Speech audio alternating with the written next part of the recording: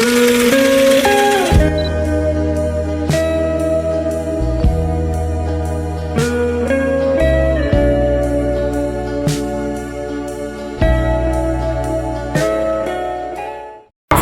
warahmatullahi wabarakatuh. Halo semuanya. Sebelumnya izin memperkenalkan diri, nama saya Fadila dari kelas A Psikologi Angkatan 2025. Baiklah, pada kesempatan ini saya akan menjadi moderator yang akan membantu berjalannya presentasi dari kelompok 8 yaitu kelompok skinner. Sebelumnya, marilah kita panjatkan puji syukur kita atas kehadiran Allah Subhanahu wa Ta'ala yang telah memberikan kita begitu banyak kenikmatan dan juga kesempatan sehingga kita masih bisa menghirup udara segar saat ini. Selanjutnya, selamat beriman salam tak lupa kita selalu mengumumkan kepada usaha besar kita yang beliau Baiklah, pada kesempatan kali ini saya sebagai moderator akan membantu berjalannya presentasi dari kelompok yaitu kelompok senior, yang dimana pada kesempatan kali ini kami akan membahas mengenai bab 10 yaitu psikologi forensik dalam kode etik psikologi oleh HIPSI. Dan di sini saya tidak sendiri, saya akan ditemani oleh rekan saya yaitu ada Paul Fauzi dan juga Mufiatun Kaima. Nah, sebelum kita masuk ke dalam pembahasan yang berkaitan dengan psikologi forensik, teman-teman harus tahu dulu nih apa itu pengertian secara singkat dari psikologi forensik. Jadi, psikologi forensik adalah cabang ilmu psikologi yang mempelajari dan mengintervensi proses peradilan guna menyediakan data dan pengetahuan dalam rangka membantu penyelesaian suatu kasus. Nah, biasanya psikolog atau ilmuwan psikologi forensik itu bertugas membantu dalam kasus penyelidikan dan kasus-kasus yang berkaitan dengan kriminalitas dan lain sebagainya untuk membantu proses berjalannya proses hukum. Dan tugasnya adalah menjembatani antara dunia kesehatan mental dengan dunia hukum dengan mengevaluasi individu melalui perilakunya seperti itu. Jadi simpelnya psikologi forensik ini berhubungan erat dengan hukum dan juga kasus-kasus yang berkaitan dengan kriminalitas, kejahatan dan lain sebagainya. Baiklah, langsung saja untuk mempersingkat waktu. Yang pertama kita akan mendengarkan penjelasan dari pasal 56 dan 57 yang akan dijelaskan oleh rekan saya yaitu Miftahul Fauzi.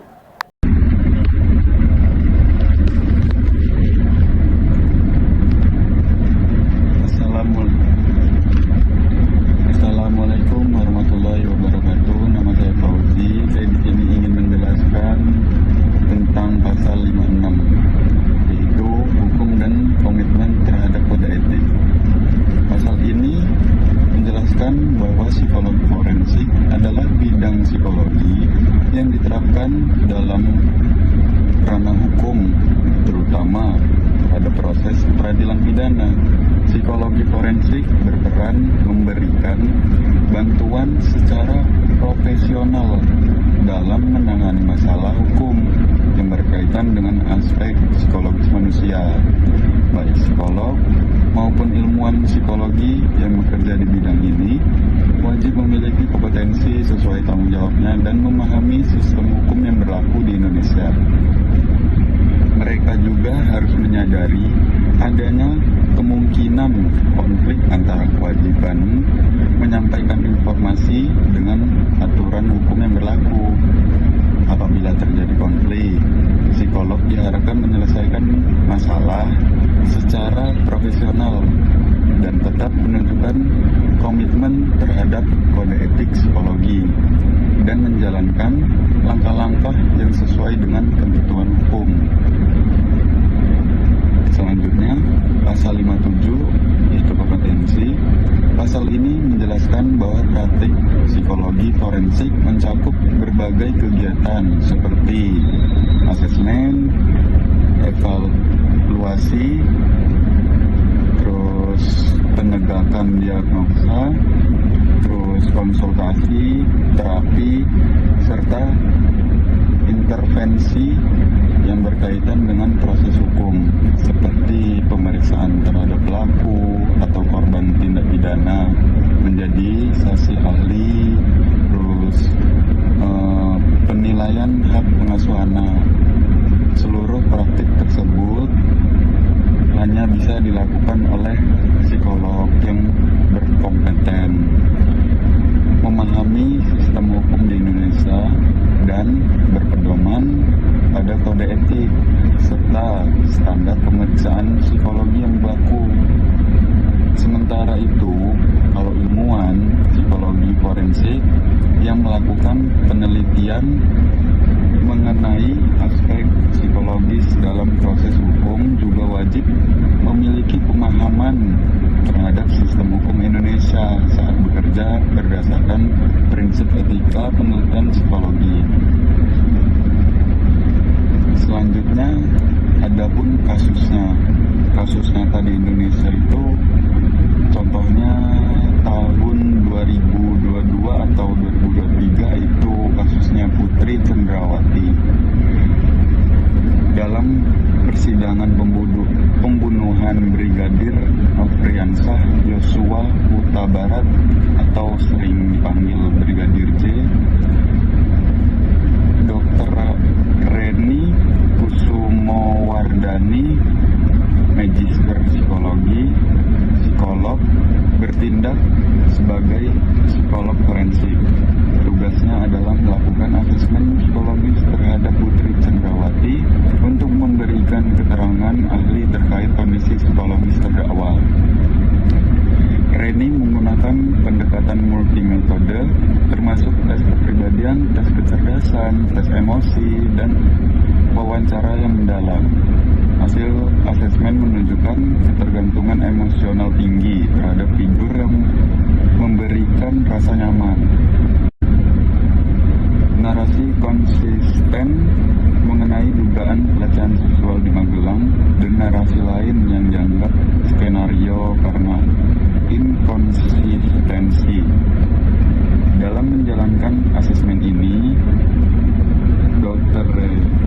Reni Kusumowardani, MC, psikolog, mempertahankan objektivitas atau tidak memihak, lalu menjaga batas kompetensi atau hanya mengevaluasi kondisi psikologis, bukan memutuskan fakta hukum, lalu mematuhi hukum dan kode etik, yaitu standar prosedur, standar IMSI, lalu persetujuan etis, kerahasiaan data, dan menggunakan metode baku untuk validasi.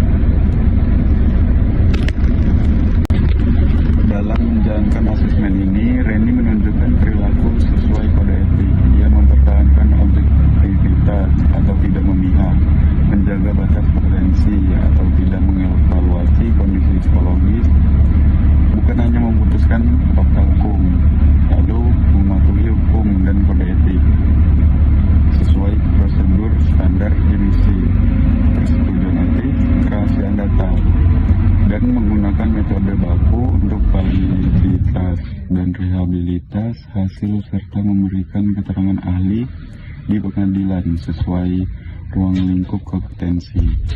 Hal ini jelas mencerminkan implementasi pasal 56, yaitu komitmen terhadap kode etik dan kesadaran konflik hukum profesional, dan pasal 57, yaitu praktik kompeten dan etis sesuai standar. Baik, itulah penjelasan dari rekan saya mengenai pasal 56 dan pasal 57 yang ada dalam kode etik psikologi. Selanjutnya, kita akan lanjut ke pasal 58 dan 59 yang akan dijelaskan oleh rekan saya, yaitu Lutfiatan Karimah. Kepadanya dipersilakan. Baik, di sini saya akan menjelaskan pasal 58 tentang tanggung jawab, wewenang, dan hak. Tanggung jawab psikologi atau ilmuwan psikologi forensik yang melakukan praktik sesuai bidangnya bertanggung jawab membantu proses peradilan pidana dalam kasus yang ditangani untuk menegakkan kebenaran dan keadilan. Contoh penerapan dalam kasus ini, seorang psikologi forensik diminta oleh pengadilan untuk menilai kondisi psikologi anak yang menjadi korban kekerasan. Ia melakukan pemeriksaan dengan wawancara mendalam, observasi perilaku dan tes kepribadian anak. Nah, di sini psikologi forensik bertanggung jawab memberikan hasil objektif untuk membantu hakim memahami kondisi anak tanpa memihak orang tua atau pengacara. Yang kedua itu wewenang. Psikologi forensik berwenang memberikan hasil tes tertulis atau lisan tentang hasil pemeriksaan psikologi. Jika pemeriksaan tidak dilakukan dengan penuh karena kondisi tertentu, maka psikologi wajib menjelaskan keterbatasan hasil pemeriksaan. Contoh penerapannya itu ada di dalam kasus perekrutan polisi. Seseorang psikologi memberikan hasil tes kepribadian untuk seleksi calon anggota polisi. Salah satu calon gagal karena hasil menyatakan agresif, kecenderungan agresif. Nah, di situ psikologi berhak memberikan rekomendasi berdasarkan hasil tes wawancara, tetapi tidak berwenang untuk membuat keputusan anggota polisi itu diterima atau tidaknya. Yang ketiga itu hak psikologi atau ilmuwan psikologi yang telah melaksanakan tanggung jawab profesional sesuai dengan kode etik memiliki hak untuk mendapatkan pelindungan dari HIMSI. Contoh penerapan dalam kasus psikologi ini di pengadilan korban kekerasan seksual. Seseorang psikologi forensik di Jakarta dimintai memberi keterangan ahli dalam kasus kekerasan seksual terhadap anak. Psikologi menjelaskan kondisi trauma korban dan menjelaskan bahwa perilaku korban memiliki gejala PTSD. Namun, pihak pembela terdakwa menuduh psikologi berpihak dan menuntut pencabutan kesaksiannya. Nah, dalam situasi seperti ini, psikologi berhak mendapatkan perlindungan dari HIMSI dari tekanan atau intimidasi hukum. Selanjutnya pasal 59 tentang pernyataan sebagai saksi atau saksi ahli. Psikologi atau ilmuwan psikologi tidak boleh memberikan kesaksiannya sembarangan. Pernyataan mereka di pengadilan, media, atau lembaga hukum harus berdasarkan hasil asesmen, observasi atau penelitian yang sah secara ilmiah dan etis. Yang kedua, kredibilitas atau objektivitas itu harus dijaga. Psikolog tidak boleh berpihak, menambah-nambahi fakta atau menafsirkan di luar data. Yang ketiga, harus sesuai dengan standar profesi psikologi. Artinya kayak alat ukur, metode atau interpretasi yang digunakan harus teruji validasi dan reliabilitasinya. Contoh penerapan pada pasal 59 ini, psikologi diminta oleh pengadilan untuk menjadi saksi ahli pada kasus kekerasan rumah tangga. Ia melakukan asesmen psikologi terhadap korban dan pelaku menggunakan tes standar seperti MMPI atau WAIS. Dalam sidang psikolog tersebut hanya boleh menyampaikan hasil asesmen yang diperoleh, interpretasi berdasarkan teori dan data ilmiah tanpa mengubah opini pribadi atau menyimpulkan hal di luar data. Materi selanjutnya akan disampaikan oleh teman saya, yaitu Rahma Fadilah.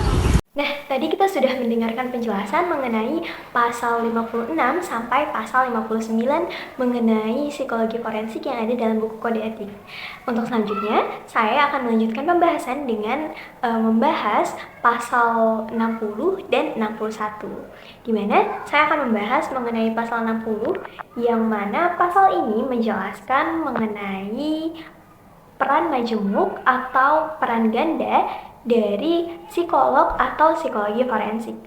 Nah, di mana pada pasal ini sebenarnya pasal ini ingin menegaskan atau memberikan peringatan kepada para praktisi psikologi, baik itu psikolog, ilmuwan psikologi, dan lain sebagainya, untuk tidak mengambil peran ganda atau multiperan, atau disebut juga dengan peran majemuk, di mana mengambil lebih dari satu peran dalam satu waktu. Nah, kenapa sih kita tidak diperbolehkan mengambil peran majemuk itu? Untuk alasannya sendiri adalah karena untuk meminimalisir terjadinya konflik atau kesalahpahaman, kemudian juga meminimalisir terjadinya bias peran, dan juga biasanya kalau seseorang mengambil lebih dari satu peran itu pasti baik secara langsung maupun tidak langsung memberikan pengaruh antara satu sama lain peran tersebut, yang mana akhirnya menyebabkan bias pada peran tersebut dan menyebabkan pandangan atau yang dihasilkan oleh praktisi ataupun psikolog tersebut itu menjadi kurang objektif atau bahkan sangat subjektif begitu. Nah, tapi dalam pasal 60 ini juga menjelaskan bahwasanya kalau memang psikolog atau ilmuwan psikologi forensik itu diharuskan atau ada suatu kondisi yang memang mereka harus mengambil peran ganda dalam satu waktu. Nah, itu diperbolehkan, namun dengan catatan yaitu mematuhi aturan-aturan dan ketentuan yang sudah ditentukan dan juga tercantum dalam buku kode etik psikologi sendiri. Nah, apa sih aturan-aturan yang ada dalam pasal tersebut? Yang pertama, pasal ini mengharuskan untuk psikolog atau ilmuwan psikologi yang mengambil peran ganda itu atau peran majemuk untuk memberikan batasan yang jelas antara satu peran dan peran lainnya, dan juga melaksanakan kewajiban dengan jelas, dan juga menetapkan batasan agar antara satu peran dengan peran lain itu tidak terjadi tumpang tindih ataupun kesalahpahaman, konflik, dan lain sebagainya. Dan juga praktisi psikologi diharuskan untuk berusaha atau mengusahakan untuk meminimalisir terjadinya konflik, bias, kemudian pandangan yang tidak objektif, dan lain sebagainya. Dan juga diharuskan untuk menjunjung tinggi asas profesionalitas antara semua peran tersebut dan harus dapat menjalankan tanggung jawab dan kewajiban dengan benar antara semua peran-peran yang dia ambil. Nah, gimana sih contoh implementasi dari pasal ini? Contohnya, dalam contoh kasus, misal ada seorang psikolog yang mana psikolog ini tadinya adalah psikolog yang mendengarkan mengenai atau menangani kekerasan pada anak, yang dimana anak tersebut adalah korban yang dalam suatu kasus yang sedang menjalani penyidikan mengenai kasus kekerasan. Nah, jadi di sini psikolog itu berperan sebagai psikolog anak dan juga dia mengambil peran sebagai saksi dari kasus ini. Nah, itu kan peran ganda atau lebih dari satu peran yang tentunya akan menyebabkan bias. Nah, dalam hal ini, kalaupun memang terpaksa psikolog tersebut ingin menjelaskan, ingin mengambil peran majemuk itu, maka harus dengan melakukan atau mengikuti kode etik yang ada dalam buku psikologi. Seperti itu. Nah, yang terakhir, saya akan menjelaskan mengenai pasal 61 yang ada di dalam bab ini, di mana pasal ini menjelaskan mengenai pernyataan melalui media terkait dengan psikologi forensik, di mana pasal ini memberikan aturan atau mengatur bagaimana psikolog dan atau ilmuwan psikologi forensik dalam berbicara atau menyampaikan baik itu statement, pendapat, maupun hasil temuannya kepada pihak media, di mana tujuannya agar informasi psikologis yang disampaikan tidak menyesatkan, kemudian tidak melanggar kerahasiaan, dan juga tetap menjaga batas kode etik dan profesionalitas dari psikolog ataupun ilmuwan psikologi forensik. Nah, dalam aturan yang ada di pasal ini menjelaskan bahwa hanya psikolog atau ilmuwan psikologi forensik yang benar-benar terlibat dalam suatu kasus dan juga yang menangani kasus tersebut yang boleh atau yang berhak untuk memberikan suatu pernyataan mengenai hasil temuannya. Artinya, psikolog atau ilmuwan psikologi yang tidak benar-benar terlibat dalam pemeriksaan suatu kasus tidak diperbolehkan untuk memberikan pernyataan secara spesifik mengenai suatu kasus kejahatan karena ia tidak memiliki hak untuk hal tersebut. Nah, artinya psikolog lain itu tidak boleh memberikan pernyataan yang spesifik mengenai suatu kasus yang memang tidak ditanganinya.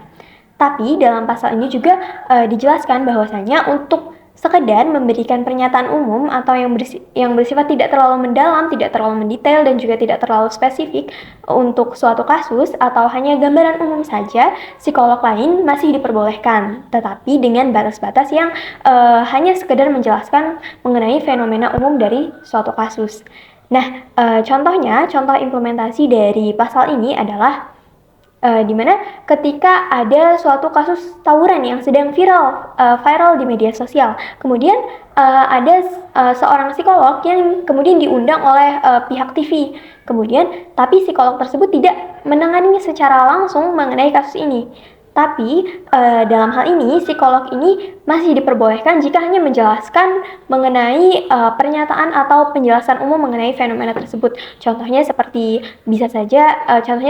fenomena yang biasanya tawuran itu disebabkan oleh lingkungan, kemudian dan faktor-faktor lainnya yang memang secara umum, namun tidak secara spesifik mendalam dan juga tidak berasumsi pribadi. Seperti itu untuk penjelasan dari pasal mengenai pernyataan melalui media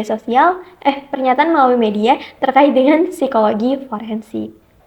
Oke, baik. Jadi tadi kita sudah menyaksikan penjelasan mengenai bab 10 yaitu psikologi forensik dan pasal-pasal yang berkaitan dengan psikologi forensik, di mana pada bab ini membahas mengenai hukum dan juga komitmen terhadap kode etik dan bagaimana kompetensi, tanggung jawab, wewenang, dan hak dari psikolog atau ilmuwan psikologi forensik dan juga hal-hal lain yang berkaitan seputar dengan kode etik dan psikologi forensik. Harapannya semoga apa yang telah kami jelaskan dapat dipahami dengan baik dan saya selaku moderator memohon maaf apabila ada kesalahan selama penyampaian. Baik, saya akhiri. Wassalamualaikum warahmatullahi wabarakatuh.